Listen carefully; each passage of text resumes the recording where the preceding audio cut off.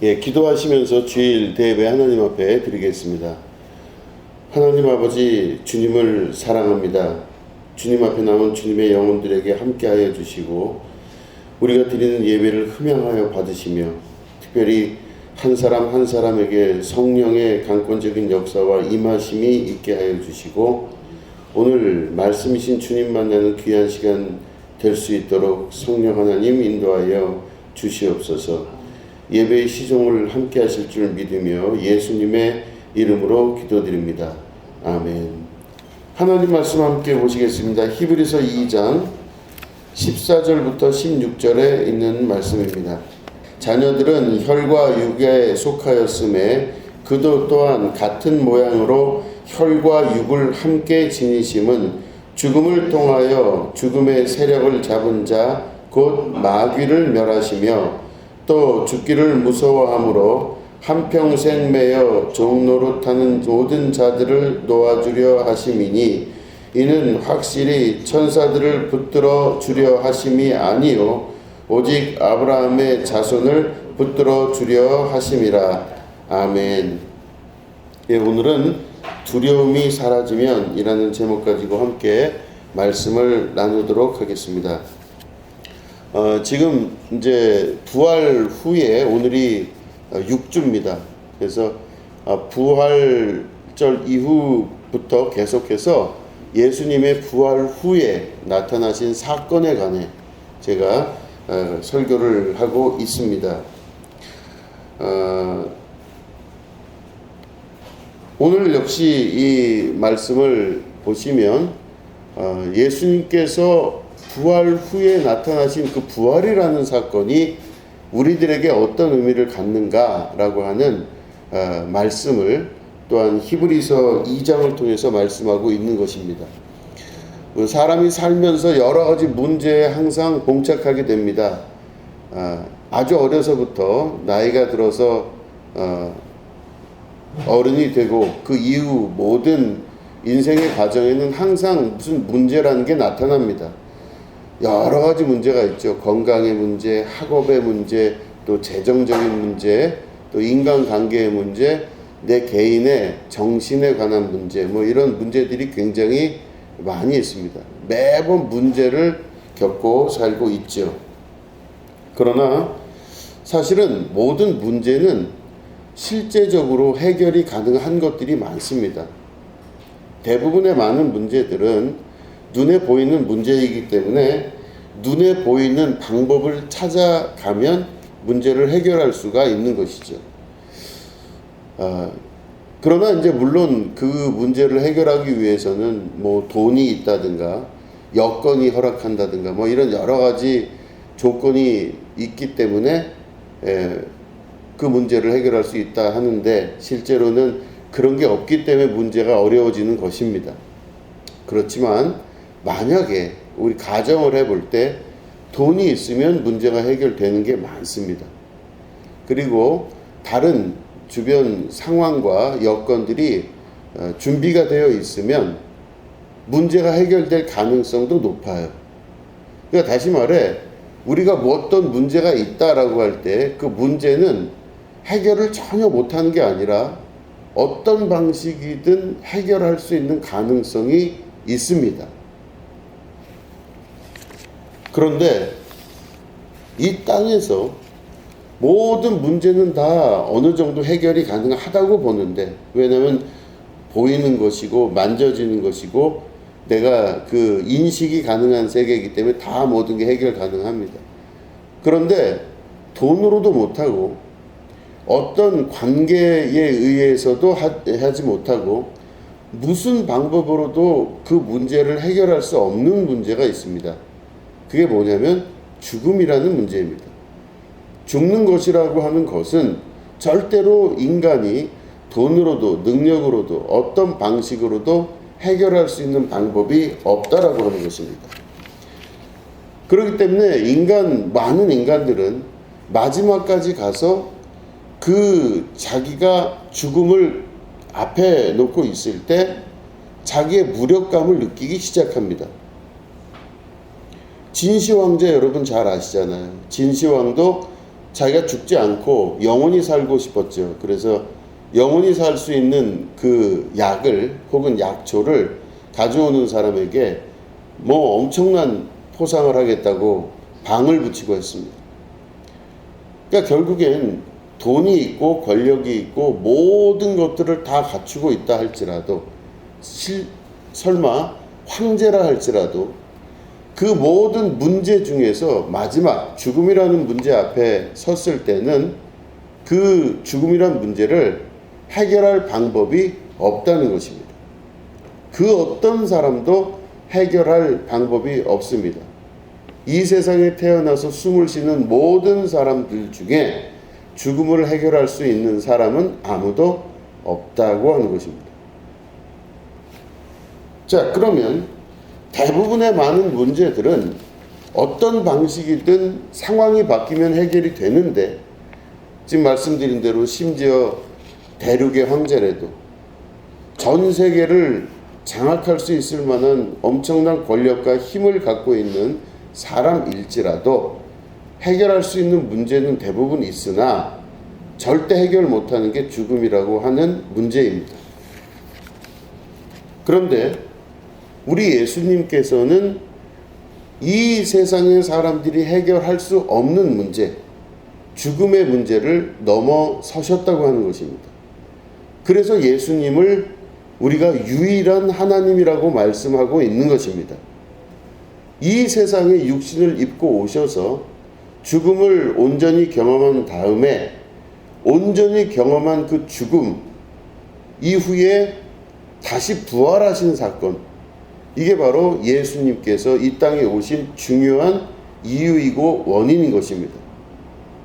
그러면 예수님을 믿는다는 것은 도대체 무엇을 말하는 것인가? 예수님을 믿는다는 것은 곧 예수님이 걸어가신 그 십자가의 길과 그리고 죽음과 그 죽음을 넘어선 문제를 해결하신 예수님이시라는 것을 믿는 것입니다. 그리고 나를 따라오라 하실 때 예수님이 우리를 그 길 가운데로 인도하시고 예수님이 가셨던 해결하셨던 그 문제대로 우리도 그 문제를 해결할 수 있다라고 말씀하시는 것, 이게 온전한 신앙 생활인 것입니다. 결국엔 우리도 죽어도 죽지 않는다는 영생의 역사를 경험하게 되는 것이고, 우리도 역시 예수님을 믿으면 예수님께서 우리 죽은 자를 살리시는 부활체로서의 영광을 함께 우리에게 주신다고 하는 것입니다. 여러분들도 반드시 우리가 문제라고 생각하고 두려워하는 죽음이라는 것이 있지만 말씀 안에서 우리가 신앙생활을 한다면 이 죽음을 두려워할 이유가 없게 된다는 것입니다. 자, 그런데 그러면 성경에 쓰여져 있는 여러 경우의 수를 봤을 때 예수님이 단순히 십자가 달려 죽으시고 부활하신 그 사건만 말씀하신 게 아니라 성경 곳곳에는 예수님의 죽음에 대한 시각이 들어가 있습니다. 예수님이 공생애 3년을 하시면서 만났던 사람들 중에 어떤 사람이 죽었는데 그 죽음에 대해서 예수님은 어떤 시각을 갖고 있을까?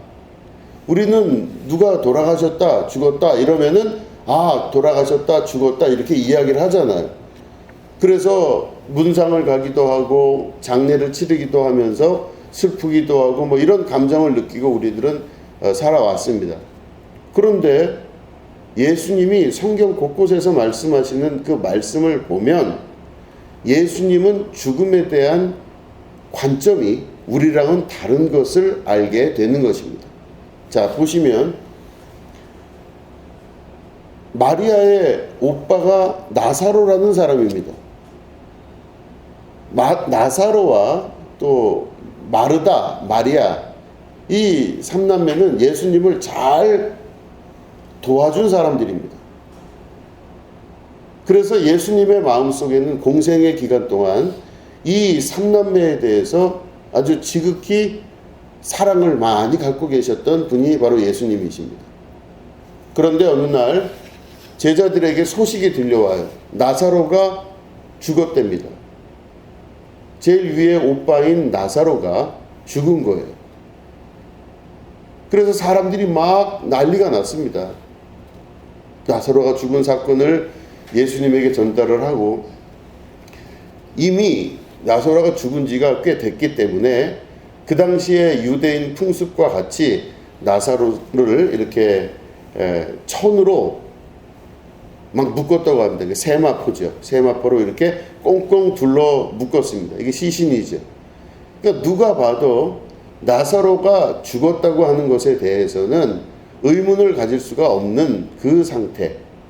이게 바로 나사로의 죽음입니다. 그런데 예수님이 그 이야기를 듣고 뭐라고 말씀하시냐면, 나사로가 죽은 게 아니라 잔다, 이렇게 말씀하세요. 우리 한번 이거 중요한 말씀이니까 따라해 보시죠. 나사로가 죽은 게 아니라 자느니라. 네, 나사로가 죽은 게 아니라 잔다 말씀하십니다. 왜 다른 사람들은 다 나사로가 죽었다고 생각을 하는데 예수님은 나사로를 잔다고 표현을 했을까요? 그게 바로 예수님의 관점인 것입니다. 예수님은 본인이 십자가를 지고 죽으시고 부활하셨지만 예수님의 믿음, 공생애를 하시면서 3년 동안 이루어졌던 공생애 기간 동안 예수님의 믿음이 있어요. 예수님의 믿음을 갖고 계셨는데 예수님의 믿음은 죽음이 없다라는 것입니다. 저는 이 나사로에 관한 예수님의 대답을 이렇게 보면서 참 신기하다, 이상하다, 이런 생각을 했습니다. 왜 예수님은 나사로가 죽은 게 아니라 잔다고 그랬을까? 근데 결국은 예수님의 믿음, 또 예수님의 죽음을 향한 관점에 관한 말씀을 하신다는 것을 알게 됩니다. 나사로는 죽은 게 아니라 자고 있는 것입니다. 그렇다면 예수님의 그 믿음대로 우리가 만약에 죽음을 경험할 때 예수님은 우리를 뭐라고 말씀하실까요? 저 사람은 죽은 게 아니라 잔다 그럴 거예요. 저 사람은 죽은 게 아니라 잔다. 자, 자는 사람은 영원히 자지 않죠. 오래도록 자면 허리가 아프잖아요. 침대에 오래 누워있으면 허리가 아픕니다. 자는 사람은 반드시 어떤 결과가 나오냐? 다시 깨어나죠. 자는 사람은 반드시 일어나는 역사가 나타나게 되는 것입니다. 죽은 사람은 일어날 수가 없어요. 그 사람은 영원히 죽음에 들어갈 수밖에 없는데 자는 사람은 반드시 일어나게 된다는 것입니다. 그래서 예수님은 그 관점으로 보시는 거예요. 나사로를 죽었다 하지 않고 잔다고 말씀하시는 겁니다. 그럴 때 예수님이 죽은 나사로의 그 시신 앞에 가서 그러십니다. 나사로야, 일어나라 그러셔요. 일어나라. 왜냐하면 너는 죽은 게 아니라 자고 있는 거 아니냐. 일어나라 그러죠. 죽었던 나사로가 일어나게 됩니다. 이 역사를 우리가 생각을 해보면 예수님의 관점이 우리의 신앙의 관점이 된다는 것을 잊지 말아야 되는 것입니다. 가장 중요한 문제, 가장 해결이 안 되는 그 문제를 예수님의 시각으로 우리가 볼 수 있어야 되는 것입니다. 자, 그러면 이 죽음이라는 게 우리에게 어떤 의미를 항상 주고 있는가 생각을 해볼 필요가 있습니다. 죽음을 왜 우리가 이렇게 중요하게 생각을 해야만 되냐면 죽음으로 인해 나타나는 결과, 내 감정이 뭐냐면 두려움입니다. 죽는 것은 다 두렵지 않습니까? 죽는다는 것 자체가 얼마나 두려운 건지 모릅니다. 굉장히 두려워요. 그러니까 죽음, 그러면 따라오는 단어가 두려움이라는 것입니다. 자, 그런데 그러면 두렵다고 하는 거, 무섭고 두렵다. 그러니까 죽음이 무섭고 두렵다는 건데, 두렵다라고 하는 이 단어를 우리가 다시 바라보면 왜 두려울까? 뭐가 무서울까? 이렇게 생각해 보면 인간이 가지고 있는 두려움과 무서움의 핵심적인 원인은 보여지지 않고 예상이 안 되고 가본 적이 없기 때문에 두려운 겁니다. 가보지 않았고 경험해 보지 않았고 예상을 할 수 없기 때문에 거기는 항상 두려운 곳이에요. 무언가 예상이 되면 괜찮습니다. 그런데 예상을 하지 못하거나 혹은 가보지 않았거나 이러면 엄청 무섭고 두렵습니다. 어릴 적에 놀이공원을 간 적이 있습니다. 근데 놀이공원을 갔는데 거기 귀신의 집이 있어요. 귀신의 집 가보셨죠? 귀신의 집 가면은요, 막 이렇게 들어가면요, 갑자기 저쪽에서 뭐가 확 날라와서 얼굴에 확 덮쳐요. 시커먼 데서. 그래서 제가 엄청 깜짝 놀랐습니다. 눈이 조그마면 겁도 없다 그러는데 눈이 조그매도 겁이 있더라고요. 엄청 무서웠습니다. 막 등에서 땀이 나고 소리를 꽉 지르고 막 가는데 조금 있다가 보니까 막 하얀 옷을 입은 여자가 막 달려오고 있어요. 엄청 무서워. 막 기절을 하고 도망가고 난리가 아니에요. 막 달려가요. 달려가는데 그냥 팍 발에 뭐가 걸려요. 그 몰랐죠. 걸렸는데 그 앞에 그물 같은 게 망이 쳐져 있는데 거기에 팍 엎어져요.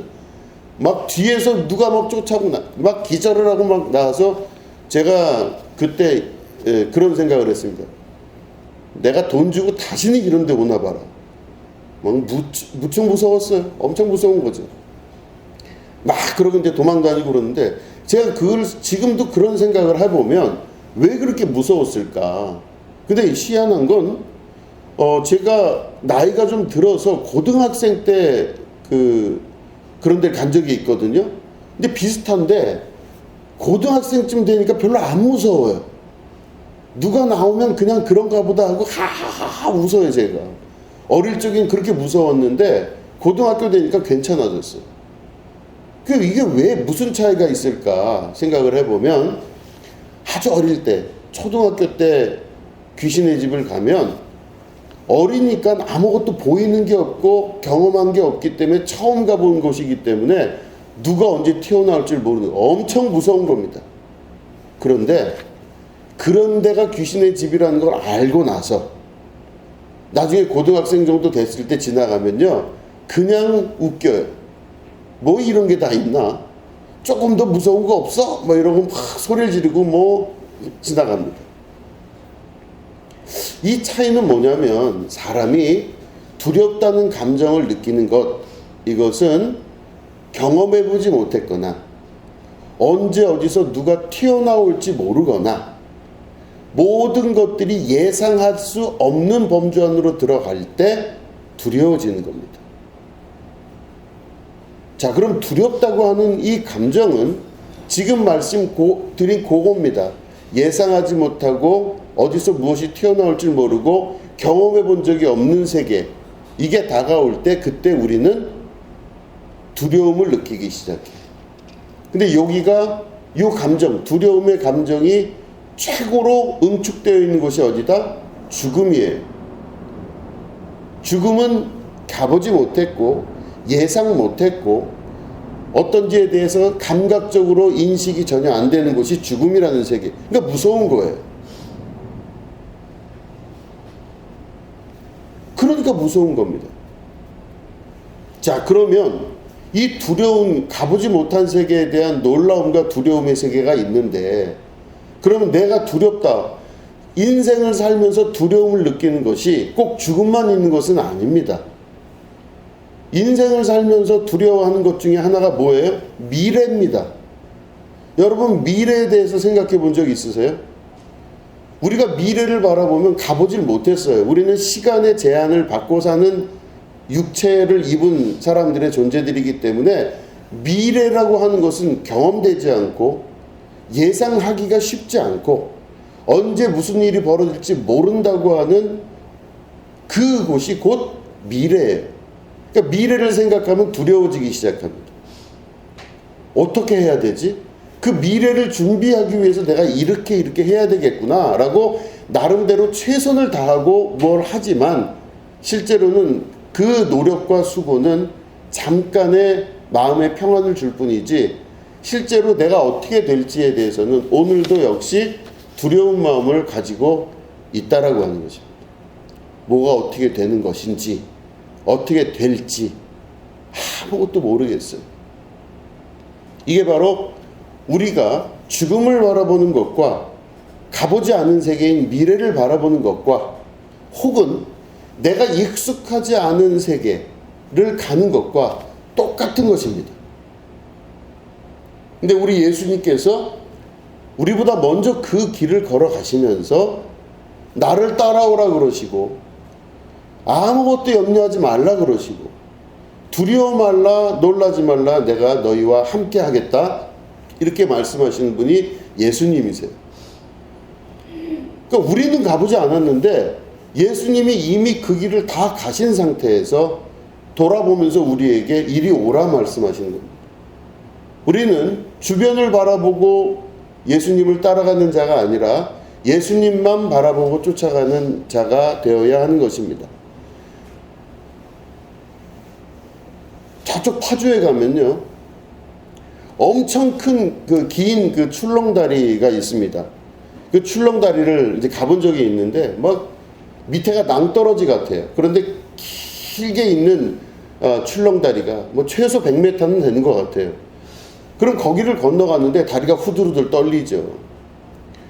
그런데 밑을 바라보면 멀미가 나요.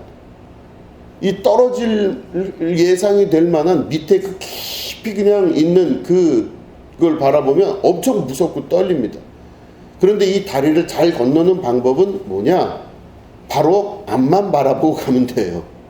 앞만 바라보고. 그러니까 주변을 바라본다는 것은 이미 경험을 했거나 내가 알고 있거나 안전하다는 것을 인지할 때부터는 주변을 바라볼 수 있지만 그러기 전에는 우리가 어떻게 해야 되느냐? 바로 앞사람만 바라보거나 앞만 바라보는 훈련을 해야만 됩니다. 그래서 그걸 경험하고 나서 그 이후에 주변을 바라볼 줄 아는 것, 이게 바로 출렁다리를 건너는 방법이에요. 그러니까 출렁다리를 건너는 사람들을 가만히 보면 초짜인 걸 알겠죠. 어떤 사람이 초짜겠어요? 앞만 보고 달려가는. 근데 이 사람은 초짜라고 말하는 부정적인 의미가 아니라 무언가를 시작할 때 정확하게 시작하는 사람입니다. 우리가 신앙생활하면서 주변 바라보지 않고 예수님만 바라볼 수 있는, 예수님의 말씀만 우리가 바라볼 수 있는 우리가 되어야 되는 것입니다. 앞을 향해 쭉 나가게 됩니다. 예수님이 먼저 가신 그 길에 예수님이 경험하신 것들을 우리에게 말씀하시기 때문에 우리는 그 길로 쭉 걸어갈 수 있어야 된다는 것입니다.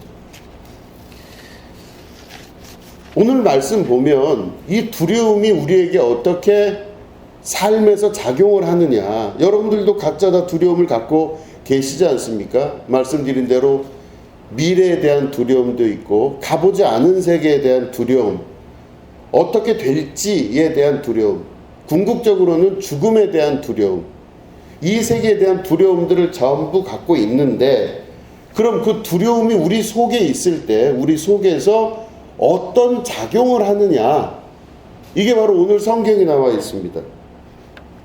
우리 히브리서 2장 15절을 읽도록 하겠습니다. 우리 히브리서 2장 15절을 우리 같이 읽겠습니다. 자, 시작. 또 죽기를 무서워함으로 한평생 매여 종노릇하는 모든 자들을 놓아주려 하심이니. 아멘. 자, 죽기를 두려워하는 것 때문에 한평생 매여 있대요. 한평생 매여서 종노릇하는 자들을 우리 예수님께서 놓아주려는 의도로 이 땅에 오셔서 죽음을 이기셨다는 것입니다. 두려움이 생기기 시작하면은 내 안에 있는 그 두려움이 곧 내가 어느 것에 매여서 종노릇하는 자의 삶으로 우리가 이끄심을 받는다는 것입니다. 죽기를 무서워서 종 노릇하게 된다는 뜻이죠. 자, 종은 종 노릇하는 건 뭘까요? 하기 싫은데 해야 되죠. 종이니까. 하기 싫은데 해야 돼요. 다시 말해 어떤 일을 할 때 그 일을 억지로 하는 겁니다. 억지로 하는 거. 그게 종이에요. 주인은요, 자기가 하고자 하는 일을 자기 뜻대로 하는 게 주인이에요. 내가 오른쪽으로 가고 싶으면 가면 되는 거고, 주인은. 왼쪽으로 가고 싶으면 가면 되는 게 주인입니다. 근데 종은 어떻게 살아요? 자기 뜻대로 살 수가 없는 존재예요. 종은 자기 뜻이 이미 사라져버린 사람들입니다. 억지로 사는 겁니다. 억지로 인생을 살아가는 거. 이 사람은 종이에요. 근데 오늘 말씀 안에서 보면 왜 종이 되어가는 과정에 관한 이야기지만 왜 종으로 사느냐? 죽기를 무서워해서 종으로 사는 거예요. 내가 주인 말 안 듣고 이쪽으로 가면 주인이 날 죽일 수도 있잖아요. 이게 노예잖아요. 노예는 죽지 않으려고 자기 뜻을 꺾는 존재들입니다. 그렇기 때문에 두려움을 가지고 살면서 자기 인생과 삶에 관해서 자기 뜻대로 살 수 없는 자, 이게 곧 종 노릇하는 자들이에요. 두려움의 결과는 어떻게 된다? 노예가 되고 종이 되는 겁니다. 자기 뜻을 펼칠 수도 없고 자기 뜻대로 살 수도 없고 자기 생각대로 무엇인가를 할 수 없는 존재가 곧 죽음의 존재, 두려움의 존재, 종, 노예가 되는 것입니다. 여러분, 제가 귀신 들린 자에 대해서 말씀을 드린 적이 있습니다. 귀신 들린 자의 특징이 뭐냐면요, 귀신 들린 자는 자기 뜻대로 살지를 못해요. 거라사의 귀신 들린 자 우리가 많이 말씀 통해서 배웠지 않습니까? 무덤가에서 살고 있어요. 이 세상에서 누가 무덤가에서 살고 싶은 사람이 어디 있습니까? 그런데 귀신 들린 자는요, 자기 뜻대로 못 살고 무덤가에서 살면서 지나가는 사람들 협박해서 그걸 가지고 사는 존재가 돼요. 얼마나 인생이 비참하고 어렵습니까? 근데 오늘 히브리서 2장에 있는 말씀을 보니 이 말씀을 근거로 귀신 들린 자를 바라보면요, 왜 귀신이 들렸을까 생각해보면 죽기를 무서워했기 때문에 그렇습니다. 가보지 않은 세계에 대한 두려움이 있기 때문에 거기를 평생 못 가는 거예요. 자기의 생각과 틀에서 벗어나 보질 못하고 매일 그곳에서 그냥 밖에 나가면 죽을 수 있으니까 못 나가는 거고, 한 발짝 옮기려고 하니까 두려워서 못 옮기는 겁니다. 그런데 우리가 믿고 있는, 우리 예수님을 믿는 우리 크리스찬들은 창세기부터 요한계시록까지 일목요연하게 이 죽음을 넘어서야 된다는 것에 관해서, 죽음이 아무것도 아니라는 것에 관해서 예수님이 하신 그 말씀을 우리가 믿고 살아가는 거, 이게 신앙생활이잖아요. 그러면 죽음을 넘어선다는 거는요, 죽기를 무서워하지 않는다는 뜻이에요. 다시 말해 죽음이 나를 두렵게 만들질 않아요. 예수님 잘 믿으면 어떤 일이 벌어지냐면 죽음이 두렵지 않고 가보지 않은 세계에 대한 두려움이 사라지기 시작해요. 예상하지 못한 일에 대해서 두려워하지 않는다는 것입니다. 예수님의 말씀을 진짜 믿으면 예수님의 말씀을 통해서 예수님이 경험하신 죽음이라고 하는 그 과정을 인지하고 있기 때문에 우리들은 내가 직접 겪지 않아도 예수님이 겪은 그 사건이 곧 나에게 믿음의 역사로 나타나는 겁니다. 그래서 나는 예수님이 내 안에 계시면 예수님이 죽음을 이기셨듯이 나도 죽음을 이길 수 있고 예상하지 못했던 세계에 대한 두려움도 이겨낼 수 있어요. 자, 그러면 미래에 대한 두려움은 어떨까요? 미래에 대한 두려움도 우리에게 아무 문제가 안 된다는 것입니다. 미래에 대한 두려움, 가보지 못했기 때문에 어떻게 될지 모르기 때문에 두려움을 갖는 것과 동시에 미래에 죽을까봐 두려운 거 맞잖아요. 왜 미래가 두렵냐 그러면 잘못했다가 잘못 발을 디뎠다가 죽을 수도 있기 때문에 두려운 거거든요. 그러면 미래에 대한 이 잘못될까봐 두려움, 다시 말해 죽기를 무서워하는 그 두려움으로 인해서 미래가 두려운 건데, 그 모든 것들이 만약에 내 안에서 해소가 됐다고 가정을 하면 미래는 두려울 게 없습니다. 내일 일도 두려울 게 없어요. 앞으로 될 어떤 일에 대해서도 내 안에 두려움이 없어요. 오직 강한 자로서 살아갈 수 있게 되는 것입니다. 아무런 문제 없다라고 하는 것이죠. 그래서 성경에서는 일목요연하게 한 방향으로 우리를 계속 이끌어 가시는 걸 알 수가 있습니다. 아브라함에게도 가보지 않은 세계를 향해 가라고 그렇게 부르신 거잖아요. 이게 기독교의 시작이잖아. 가보지 않은 세계를 가라. 그죠? 내 친척 본토 아비 집을 떠나라. 그리고 내가 너에게 지시할 땅으로 가라. 가보지 않은 세계를 가라 이거예요. 가보지 않은 세계가 그 당시에 고대에 얼마나 두려운 세계입니까?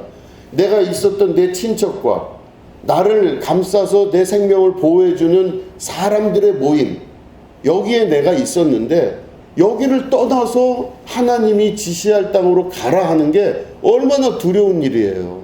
겁나잖아요. 그 말 믿고 내가 한 발짝 밖으로 나갔다가 강도한테 죽임을 당할 수도 있고 어떤 누구에게 죽음을 당할 수도 있는 것입니다. 그러니까 내가 있었던 생활의 터전, 내 습관과 내 생각이 모두 하나로 집약된 내 안락한 터전을 떠난다는 것은 너무너무 어려운 일이라는 것입니다. 그런데 기독교의 시작은 자기의 안락함과 자기의 편안함에서 떠나면서 시작이 됐다는 거예요. 자기 생각에서 머물러 있지 않고 자기 생각에서 떠났기 때문에 이게 기독교의 시작이 되는 것입니다. 그러니까 아브라함부터 시작을 한 거예요. 그 일을 계속해서. 여러 번 설교를 통해서 말씀드렸지만 다시 우리가 초점을 베드로까지 오게 됩니다. 베드로를 예수님이 처음 만났을 때, 베드로가 물고기 잡다가 실패하고 돌아왔잖아요. 밤새 물고기를 낚으려고 배를 떼어서 갔는데 한 마리도 못 잡고 돌아왔어요. 그럴 때 예수님이 그 베드로에게 가셔서 그러시죠. 깊은 데로 가서 그물을 내리라 그러셔요. 자, 깊은 데로 가서 그물을 내리라. 이 말씀을 여러분 기억하는 분도 계시겠지만 다시 한번 확인을 하겠습니다. 깊은 데로 가서 그물을 내리라. 이거를 한국말로는 지금 말씀드린 대로 깊은 데로 가서 그물을 내리라 이렇게 한국말로 되어 있어요. 번역이. 성경은 뭐 현대인의 성경이건 개역개정이건 다 같은 방식으로 되어 있어요. 깊은 데로 가서 그물을 내리라 이렇게 되어 있어요. 근데 이걸 영어로 보면요 어떻게 되냐면 깊은 곳으로 가기 위해서는 해변으로부터 멀리 떨어져라 이렇게 되어 있어요. 킹제임스 버전에 보면 특히 그렇습니다. 깊은 곳으로 가기 위해서는 해변으로부터 떨어져라. 다르죠? 한국말로는 깊은 데로 가서 그물을 내리라로 단순하게 되어 있지만 킹제임스 버전이나 다른 영어 버전에서는 깊은 곳으로 가라. 근데 가기 위해서는 해변으로부터 떨어져 있어야 된다. 이게 먼저라는 거예요. 그러니까 깊은 곳에 그물을 내리기 전에 해변으로부터 떨어져 나오는 게 먼저인 거예요. 아브라함하고 비슷하잖아요. 너 가나안 땅으로 가라 할 때 가나안 땅이 아니라 먼저 네 친척 본토 아비 집을 떠나라. 너의 습관과 너의 안전을 도모해주는 모든 세계에서 떠나라. 이게 똑같은 맥락이라는 거죠. 자, 이제 영어 번역은 그렇다면 라틴어 번역을 읽어보면 내 자신을 인도해서 깊은 곳으로 진입하라 이렇게 돼 있어요. 네 자신을 네가 내 스스로 너를 끄집어내서 네가 너를 깊은 곳으로 데리고 진입하라. 나를 끌고 내가 나를 끌고 가라는 거죠. 이게 라틴어 버전입니다. 그러면 여기를 잘 생각해 보세요. 조금 어렵지만 집중하면 우리는 다 이해할 수 있을 겁니다. 내가 나를 이끌어서 깊은 곳으로 진입하라 이거예요. 그러면 내가 지금 몇 명이에요? 내 분명히 어렵다 그랬습니다. 다시 라틴어 번역, 네가 너를 이끌어서 깊은 곳으로 진입하라. 그러면 내가 몇 명이에요? 둘이에요, 둘.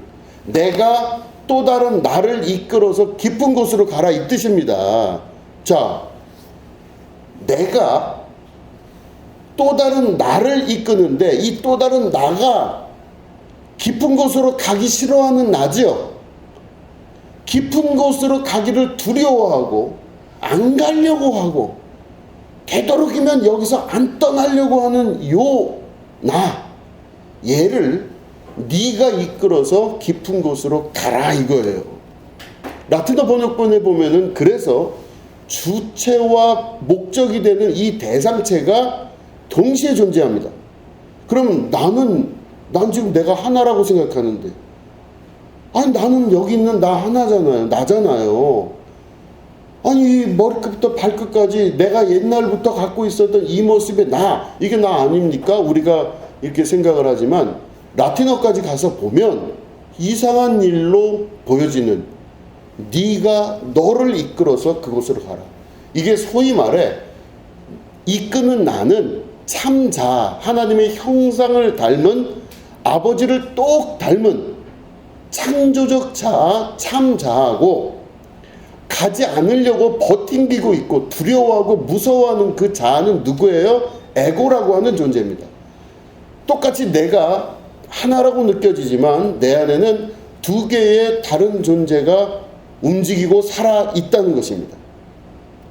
그럴 때 참자아가 떠나지 않으려고 하는, 해변가에서 떠나지 않으려고 하는 내 에고를 끌고 깊은 곳으로 진입하라. 이게 라틴어 성경에 나와 있는 말씀이에요.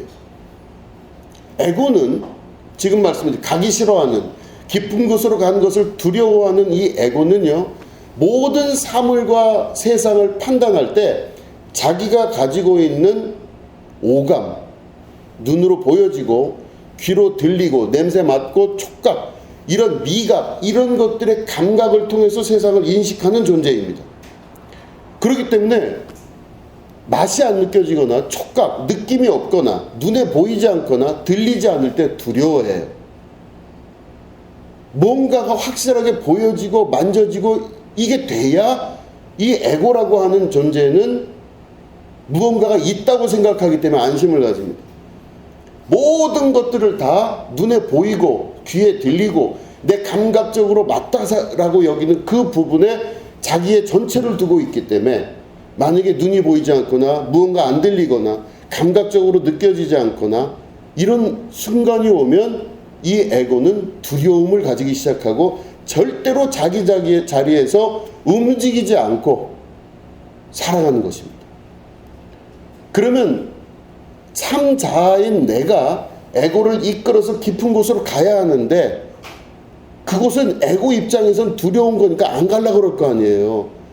지금 금방 물고기 잡으러 갔다가 완전히 실패했는데 깊은 곳으로 가면은 거기는 야, 이 깊은 곳? 거기는 아닌데 이 에고는 절대로 거기에 대해서 반대합니다. 그러니까 내 자신과 내 스스로가 싸우는 거예요.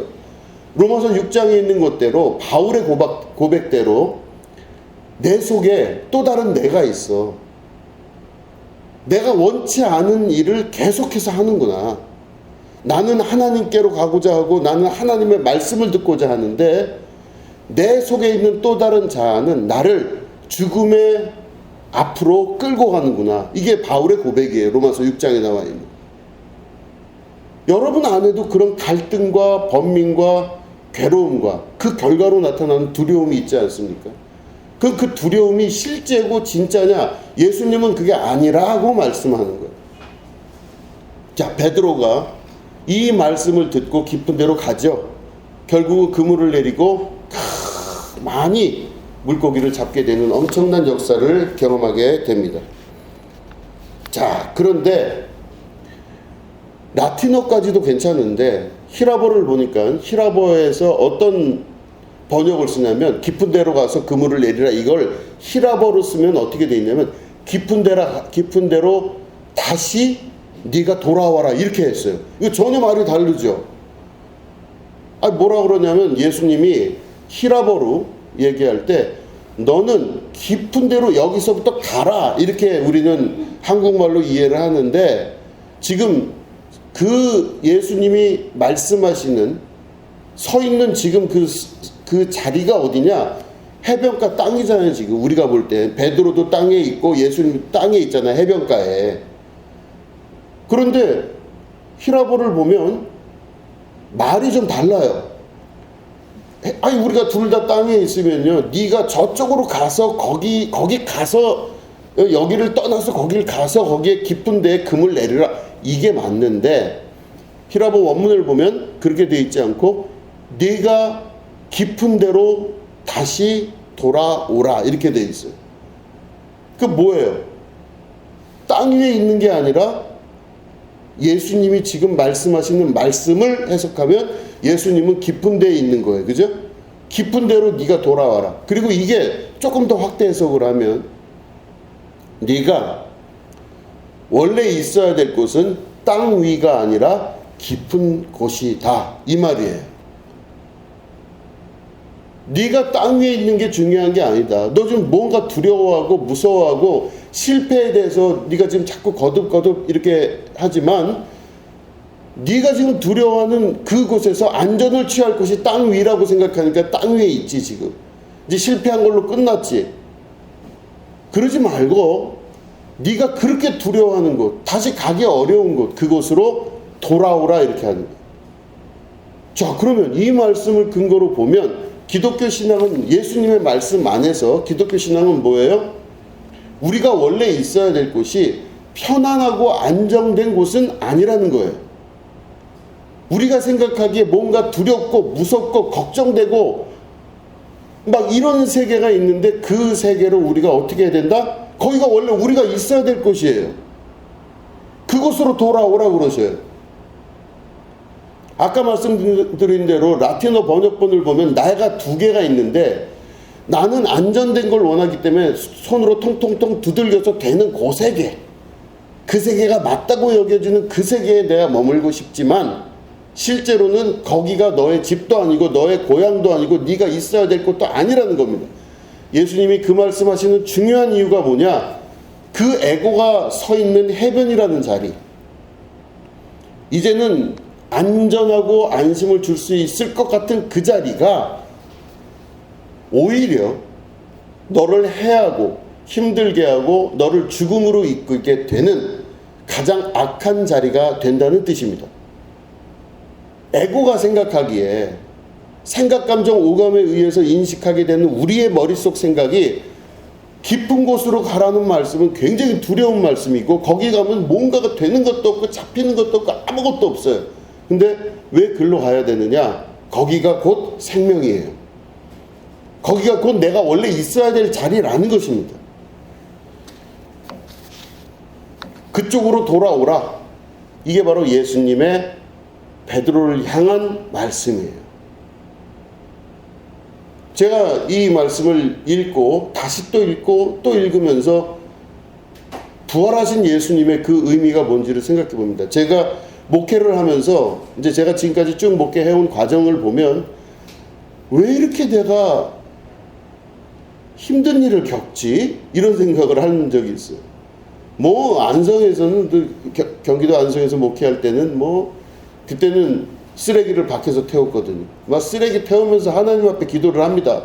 막 불길이 올라오면 누구를 어떻게 해달라고 그러고 이 원수를 갚아주시옵소서.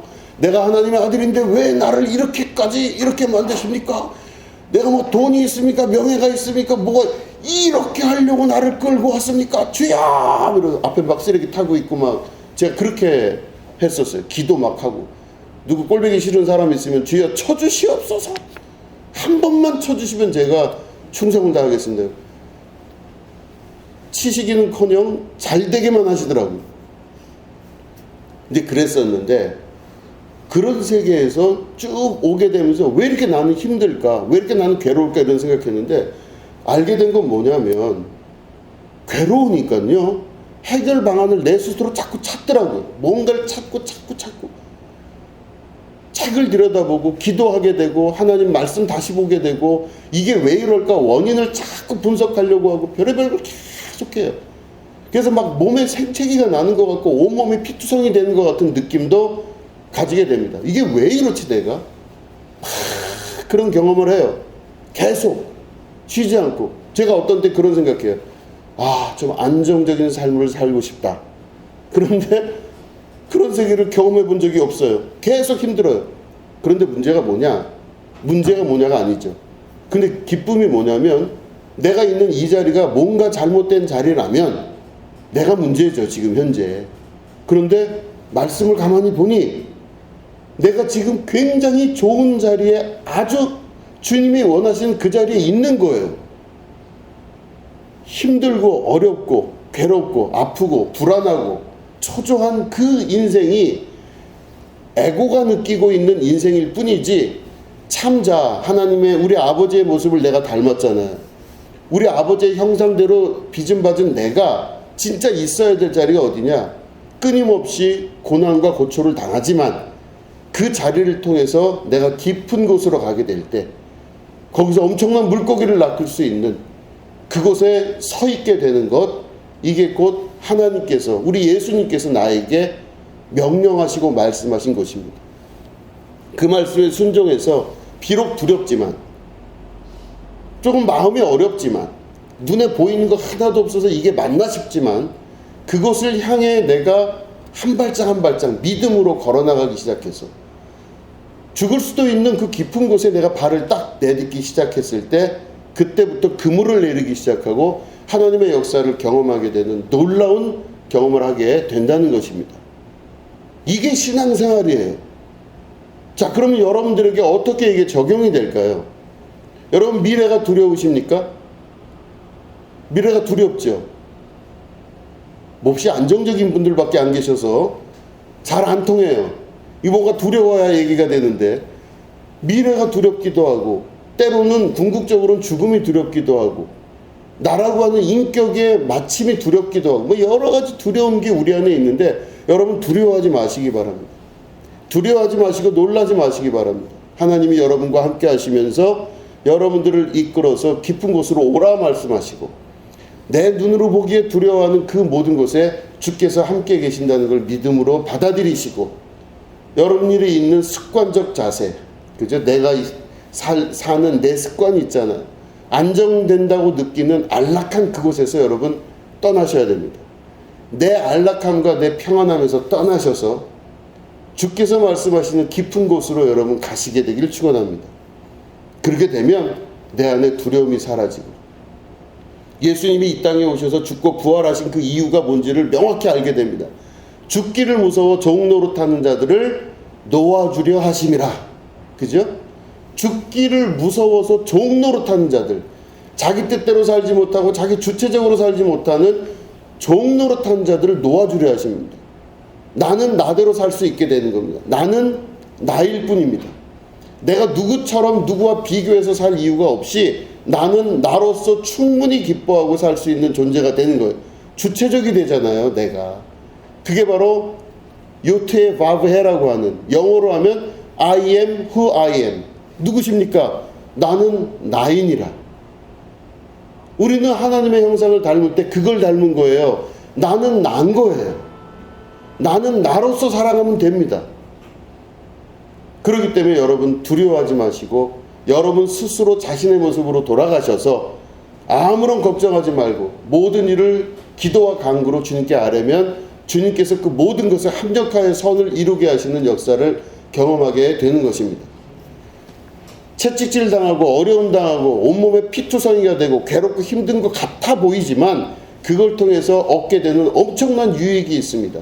그게 바로 에고를 버리고 참자, 내 안에서 역사하시는 하나님의 형상, 그 하나님의 형상을 닮은 우리들이 나의 에고를 버리고 이끌어서 깊은 곳으로 가게 되는 축복의 역사, 거기 안에는 자유와 기쁨과 하나님 아버지께서 주시는 엄청난 소득과, 그쵸? 물고기를 낚는다 그러잖아요. 그물이 찢어질 정도로 물고기를 낚게 되는 그 역사를 경험하게 되는 것입니다. 여러분들 이 말씀 기억하시고, 부활하신 주님이 우리에게 왜 죽음을 넘어서야 되냐고 말씀하시는 이 장면을 반드시 기억하셔서 여러분 주님의 그 가신 길대로 같이 따라가시게 되기를 주님의 이름으로 축원합니다. 예, 기도하겠습니다. 하나님 아버지, 우리는 육체를 갖고 있기 때문에 여러 가지 두려운 원인들이 많이 있습니다.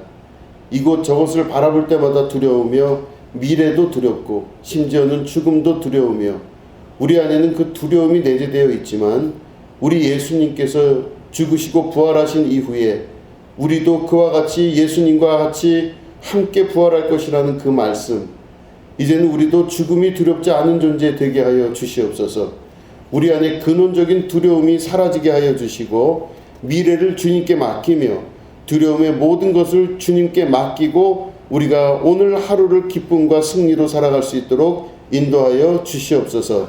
지금은 우리 구주 예수 그리스도의 은혜와 하나님 아버지의 지극하고 무궁하신 사랑과 성령님의 감화감동 축복 교통 역사하심이 오늘 예배 가운데 함께하는 주님의 거룩한 백성들 위에 지금부터 영원히 함께 하옵시기를 간절히 축원하옵나이다.